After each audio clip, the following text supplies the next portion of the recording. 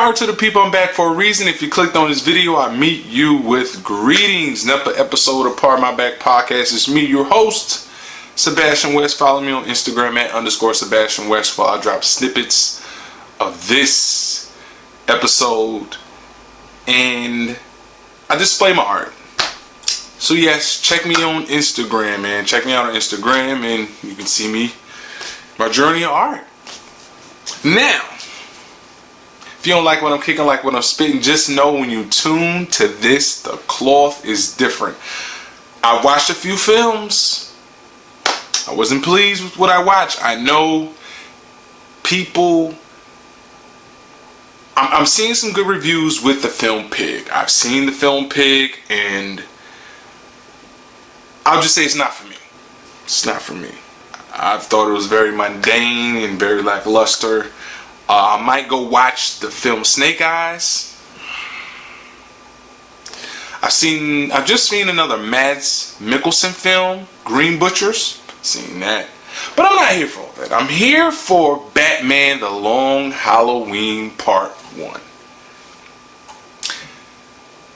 I was looking forward to this when I seen it was announced. I seen the early trailer early in the year. I was looking forward to it. DC, once again, I think I reiterated a few months back, DC gets it right when it comes to these animated films. They are batting 1,000. Seriously. They're batting 1,000, man. They knock it out the park every single time that they drop these movies. I look forward to every last one of the animated movies that they drop. I do. They haven't missed to me. Honestly, they haven't missed. Maybe I'm a little bit biased because I like, how dark these animated movies are. Now, if they can only transcend that to the silver screen, I'll be a happy camper. Anywho, let's get into the synopsis of Batman The Long Halloween Part 1. Let's get into this. Now, this shows a different side of the Wayne family. It displays some things that were kind of left for me, where they were just new information, such as Bruce's dad was connected to the mob. There's some mob ties in this film, which was shocking to me. It showed how, honestly, how corrupted everyone can be in Gotham. Like, everyone has, a little dirt on their hands, per se. Everyone in Gotham has some dirt on them. Oh, it's the origin of Two-Face. Oh, by the way, it had an amazing alley scene where Batman was rumbling three mobsters. It showed how ruthless Batman can be and also how diabolical he can be when fighting. He may not kill you, but he will send you to the ICU. Seriously, it showed that.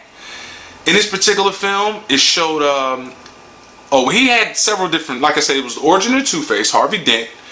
They were alluding to Harvey Dent killing people from the mob. They alluded to that. It had Catwoman. It had the Joker being who he is, just diabolical and sinister, causing complete anarchy whenever he shows up on the scene.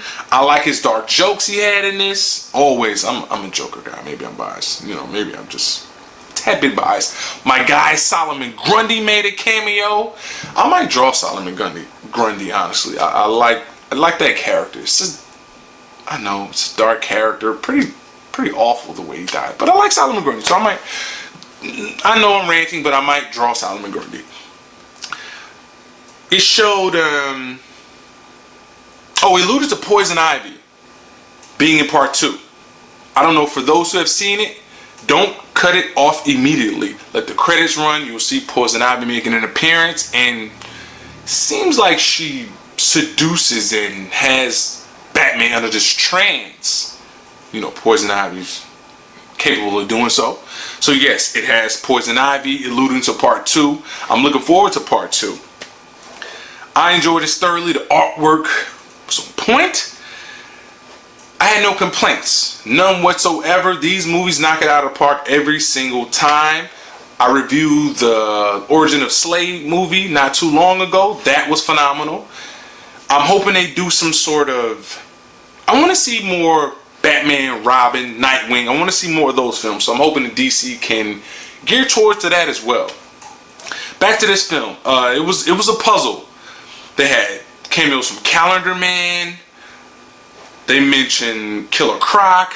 They mentioned just a slew of villains they mentioned. I don't know if part 2 is going to have the Penguin in it. Part 1 was nice. It was a nice setup. Nice setup for part 2. No complaints from me. Oh, I think from this film, PG-13, I think they'll probably go rated R on the next one. Because how dark it was. This was a very dark film. Opening scene had somebody getting murdered in the bathtub. Like, they did not shy away from the violence whatsoever. This is not for kids. I know it can look like, you know, the actual look of the cover, but this is not a kid's film. I do not recommend kids watch this. This is pretty violent. Batman Long Halloween gets an 8 out of 10 for me. 8 out of 10 for Sebastian's artwork, Batman Long Halloween. I have no complaints whatsoever. DC, keep doing your thing when it involves the animated movies. I'm hoping it can transfer to the silver screen. Anywho, you don't like what I'm kicking, like what I'm spinning, just know you're tuned to this. The cloth is different, and don't forget, a big shot's nothing but a little shot that kept shooting.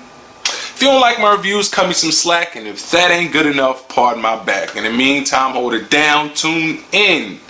The next movie review that I drop, I'm Sebastian West, Pardon My Back Podcast. Salute.